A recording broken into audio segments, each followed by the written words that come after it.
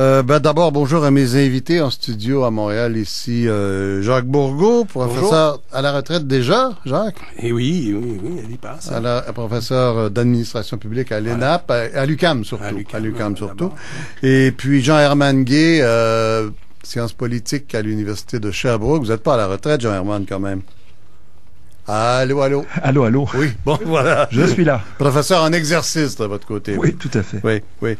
Alors, écoutez, sondage, demande de commission d'enquête, ça revole de partout à Québec. Et là, il y a deux sondages coup sur coup qui nous disent que les gens en ont assez de la politique. Les gens croient plus un ministre de la Justice qui n'a pas été là très longtemps et qui est parti dans des circonstances un peu particulières et qui décide de dire 6 ans après qu'il a nommé des juges sous la pression des bagman du parti que le premier ministre Charest. Des 3/4 des gens qui disent que c'est le temps de changer de gouvernement, mais en même temps, je pense que c'est autour de 80% qui disent que la politique, c'est tout pareil, c'est tout pourri. Est-ce que c'est une période particulière, Jacques Bourgault, ou si vous retrouvez là nos bons citoyens québécois? Je pense que c'est des choses qu'on a entendues depuis toujours. Puis c'est des choses qu'on entend aussi pas mal ailleurs aussi.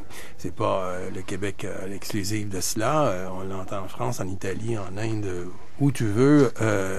Quelqu'un disait que les politiciens ont une fonction sociale d'être des boucs émissaires et pour réaliser des choses impossibles et puis pour essayer de les réaliser toujours. Mais ceci étant dit, il y a des choses particulièrement troublantes au Québec, quant à moi comme observateur.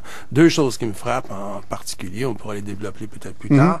Ce dont on parle, c'est pas des cas isolés, ce sont des systèmes, des affaires systémiques. Que ce soit dans les garderies, que ce soit sur les coûts de transport, sur les contrats de transport, que ce soit sur les coûts informatiques, là c'est des systèmes. Et comment ça se fait que des systèmes comme ça peuvent s'installer et demeurer? La deuxième chose qui m'agace, qui est un peu liée à la première, c'est que finalement c'est les médias qui agissent comme contrôleurs des finances ou comme secrétariat du Conseil du Trésor. Ça, franchement, là... Ben, on est là pour ça. Ben, Dieu merci. Voilà. Merci beaucoup, mais à mon avis, là, le système devrait être capable de s'auto-inspecter, s'auto-réguler beaucoup mieux que cela. Oui. Jean-Herman Gay, premier constat de votre côté. Oui, on assiste à un cas, et ça s'est produit quand même à quelques reprises dans l'histoire du Québec, un cas de fureur populaire, d'une colère. Là, les gens sont en beau maudit à l'endroit du gouvernement. Le gouvernement, effectivement, sert de paratonnerre. Il reçoit les frustrations populaires.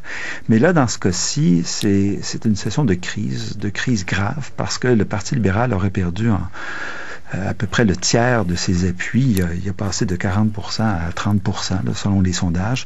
Et donc, on se retrouve dans une crise, mais une crise qui n'est pas provoquée par une catastrophe naturelle, qui n'est pas provoquée par une situation économique difficile, mais qui est provoquée par sa propre gestion des affaires internes et des affaires politiques. Et là, on s'aperçoit que les gens ne croient plus aux acteurs politiques comme étant capables eux-mêmes de résoudre les problèmes.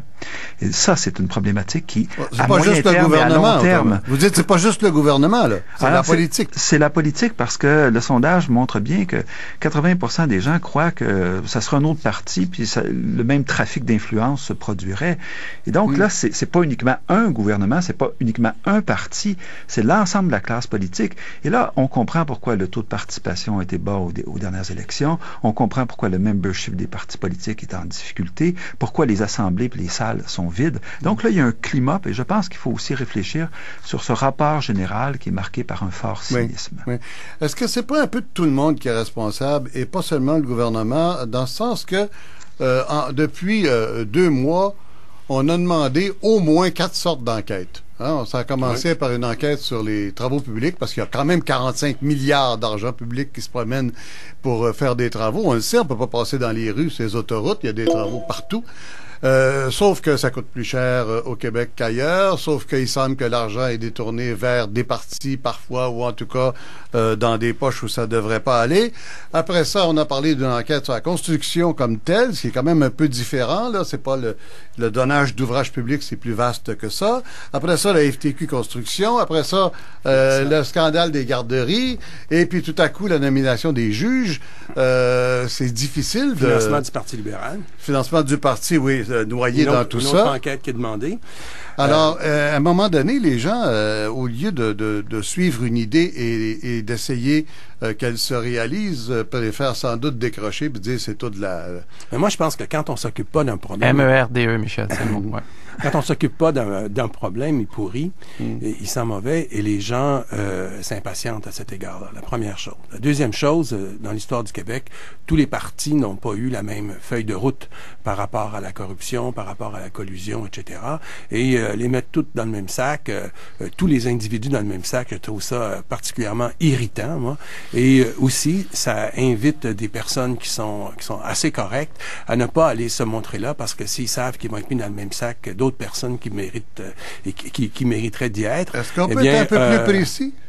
Ben oui, si par exemple on regarde des scandales qui ont eu cours du temps de la première administration de Robert Bourassa, par exemple, les gens ont dit qu'il a été expulsé parce que ça avait mauvaise odeur. Et on se rappelle de la manière dont on donnait les jobs dans la construction à la baie James et ainsi de suite, tout ça. Même quelqu'un qui devait surveiller le système à la Commission de la fonction publique a été incriminé à cet égard-là.